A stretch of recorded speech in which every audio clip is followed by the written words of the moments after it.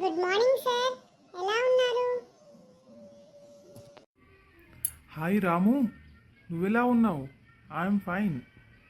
ఏంటి పొద్దున్నే ఎక్సర్సైజ్ కోసం వచ్చావా? చాలా సంతోషంగా ఉంది నేను ఇక్కడ చూడటం. అవును సార్. యాక్చువల్లీ నాకు వాకింగ్ చేయాలని లేదు, కానీ మా అమ్మ పొద్దున్న ఎక్సర్సైజ్ చేయమని చాలా చంపేస్తుంది. చాలా లేజీగా ఉంది, అయినా చేద్దామని వచ్చాను. మార్నింగ్ ఎక్సర్సైజ్ చాలా మంచిది.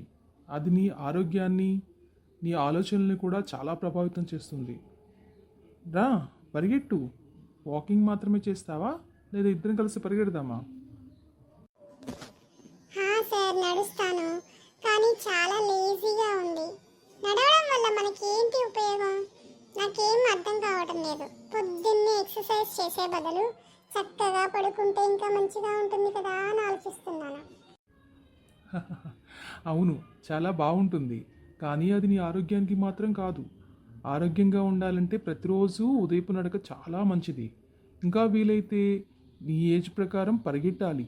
చాలా యాక్టివ్గా ఉంటేనే నీ మైండ్ కూడా చాలా చురుగ్గా పనిచేస్తుంది. బాడీ ఎక్సర్సైజ్ కావాలి, అలానే మైండ్కి చురుకుగా ఉండాలంటే ఇలాంటి ప్రదేశాల్లో మార్నింగ్ వాక్ చేస్తూ యాక్టివ్ ఉండాలి. ఓ అలాగా, అందుకేనా నాకు ఇంత లేజీ అనిపిస్తుంది.